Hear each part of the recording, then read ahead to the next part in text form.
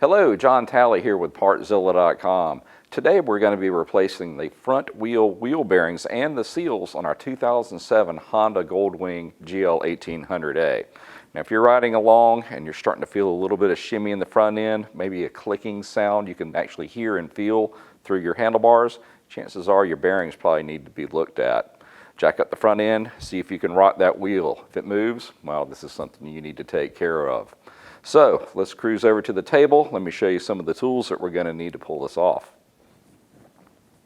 All right, basically you need a pretty well stocked toolbox. A good 3/8 ratchet, an assortment of sockets. You want to make sure you've got a 22.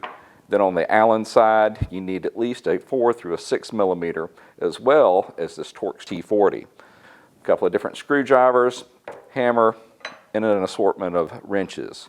Now, it's going to be important that you pick up some type of extractor to get those bearings out. So you may want to look into buying one of these. Also, you're going to need a good driver set to push in the new bearings as well as the seals. Now let's talk about the parts for a second. Basically, there's two bearings, but don't let your eyes fool you. Each one of these is actually one bearing. Then you're going to have a set of seals, and notice that one side is different than the other, so there's going to be two part numbers.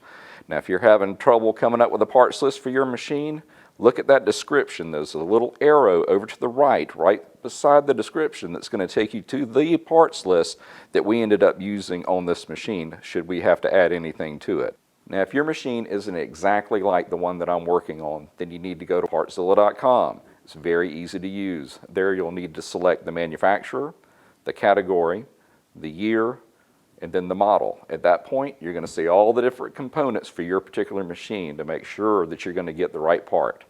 Now, if you're still having a little bit of trouble, give us a call at 1-877-473-4595. We'll be glad to help get you the correct part for your machine and get it to you quickly.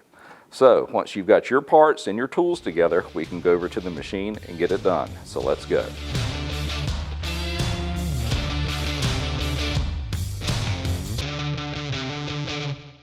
All right guys, before we dive into this, first order of business is to go ahead and bring the machine up, get something to support the front end of the machine, and then actually anchor down all four corners because I don't want this thing falling on me. All right, that should hold it still, so let's go ahead and get the upper fender off. These first ones are just a 5 millimeter Allen. Do yourself a favor when you're taking this apart, try to leave them together because there's a couple of different lengths that we're going to run into in designs as we're pulling this apart. So keep them all grouped together. All right, next we want to get our calipers off, and you'll notice that it's different one side to the other. Over here it's just going to be a pair of 12 millimeters. On the other side, let's go ahead and get the brake pads out of the caliper. That way it'll clear the rotor. Just remove that little plastic stopper, and then we're going after that Allen on the inside, and that is a 5 millimeter. There we go. Now I should just drop out. Now we can go ahead and remove that 6 millimeter Allen at the bottom, and then that T40 Torx at the top. All right, now we can remove that 22 millimeter axle nut. Then we can loosen up our pinch bolts on either side. Don't have to remove them, just loosen them up. And those are 12 millimeters. Pull the axle out. Just put a screwdriver into our axle. Lift up on the tire a little bit, and now we should be able to wiggle it out.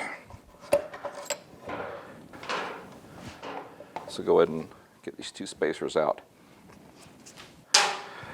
All right, let's get this over to our teardown bench, get those seals and the bearings knocked out. Let's start by getting these seals out. Go ahead and do both sides. Be careful, don't pry down against that little speed wheel because it will snap. I'll go ahead and put it up on a couple of boards. So what we're going to be doing here is taking this tool, inserting it, expanding it out, and we want that edge to grab on that part of the bearing. What I'm going to do here is set or mark where my depth should be. Just make it a little bit easier to line everything up. The other thing I have to take into account is the travel. I mean, you want to have enough threads in there to where it won't strip. You need to have enough left to where it's got room to pull up. Now, move those out. That's not where we want to pull from, but I've got to go ahead and get it set. And then we'll bring the arms in when I have more room. Now we're going to expand it out and grab the inner race of the bearing.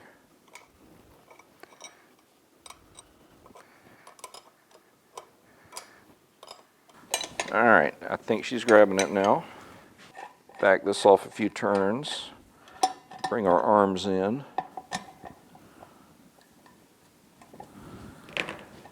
Now let's see if we can pull her through. That's actually a good sound. Now Partzilla, we carry a whole bunch of different makes and models of tools, and Honda actually makes one to do this particular procedure to this particular machine. I'm not a real fan of buying one special tool that will only work on one motorcycle. This particular set here, and I know it's kind of pricey, you'll be glad that you invested the money in it because it has a wide range of different size bearings that it can pull. Whereas the Honda, it only works on this one bearing. Now, with this out of the way, we can go ahead and just knock out the other side. Just find a socket roughly the same diameter as this center section. But do use a dead blow hammer to do this, otherwise you're going to mar up the end of your extension.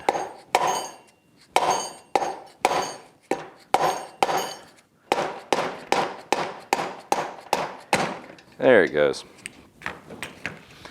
Now we just need to drive in the new ones. All right, let's start with the right side, and that's the side that has your pulsar core. And once again, make sure you've got wood up under the edge of the tire because we don't want to damage the rotor or the rim itself.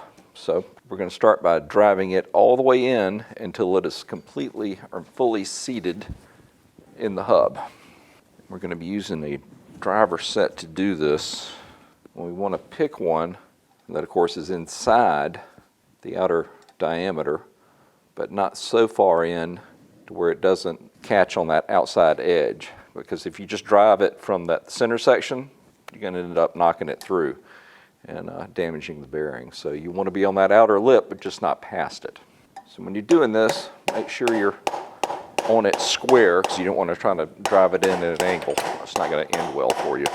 And when we get it to bottom out, you'll notice that the strikes against the driver, they'll have a different sound to it. That way you know you bottomed out. That's it. That is it. While we're on this side, let's go ahead and put our seal in. Just want to go ahead and get a layer of grease on the inside. Do not get it on the outside.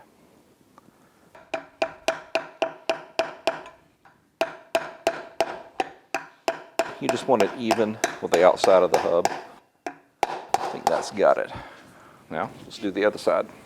Now, do not forget to put in your collar.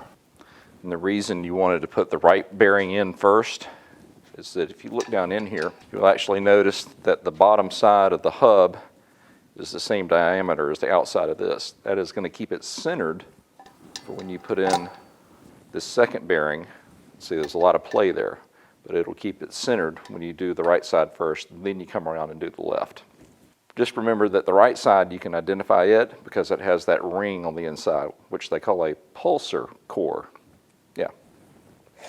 Same setup.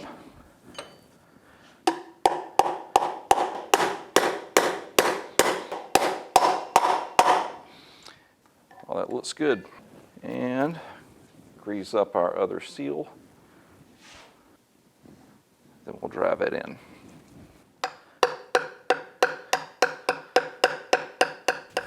That looks good. All right, we're done with these.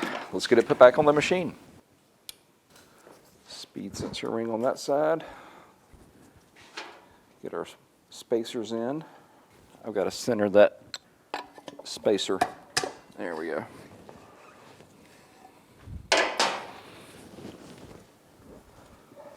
Bring it up, slide that axle through.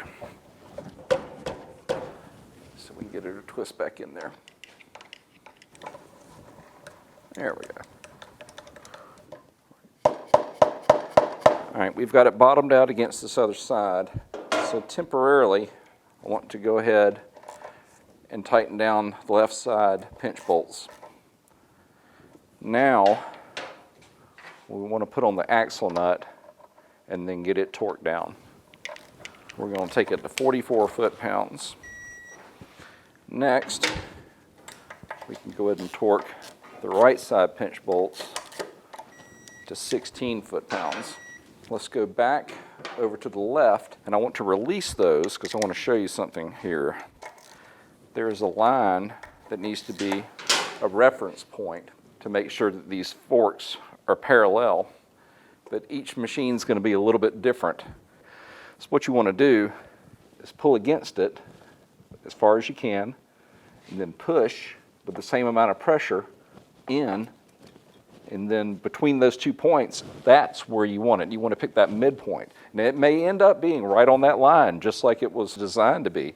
But I've actually seen these machines to where that actual center point may be the width of the line out, or it may be the width of the line in. That one little change down here can make a whole big difference as far as it binding up top. You can usually tell a machine that's a little bit out of whack by when it's sitting on its side stand. If you lift up on it, on the handlebars just a little bit, and it stays there, there's too much stiction in the fork. They should go back down to a natural resting position. So let's take a look at this one, see what we've got. All right, that's a little bit past the line, and that's a little bit on the inside, and maybe a line and a half. So the midpoint should be about right there. Now that we found that midpoint, we can go ahead and torque these down to 16 foot-pounds. All right, let's start getting our calipers mounted up, get our brake pads in there, get that brake pin in.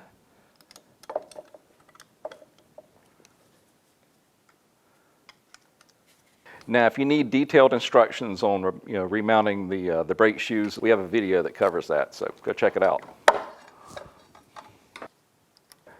Gonna leave these on loose until I get the front section put on.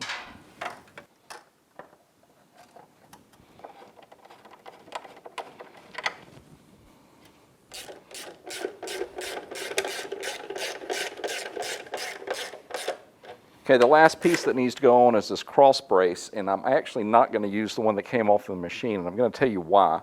This one is what they call just a two-piece, and it just clamps it, and it forces the forks to go to whatever measurement that it's set at, and that's not good, as we were discussing that lower section, how important that adjustment is. So the kind that you want to go with is one that is actually adjustable left to right, and that's what I'm going to use. So when you're putting this one together, you actually loosen up the left and right to where it has some play. You can take off the end caps, tighten those down, then we go in and tighten down the center section. You want the longer one to go up front, the shorter one in the back. Same thing for the other side. Everybody's started, so let's get these tightened down. Now we can tighten down that center section, and that'll finish it up. So now it doesn't have any, it's not forcing the forks. It's actually just holding them in place now. All right, guys, that pretty much wraps this one up. Got those bearings and new seals in. I think she's going to be good to go for a good while longer. Well, listen, if you need any parts for your machine, why don't you come see us at Partzilla.com and we can get you taken care of. If you like what you see, hit that subscribe button. That way you can keep up with whatever I'm working on next. We just want to say thank you for shopping here with us at Partzilla, and we will see you in the next video. Have a great day.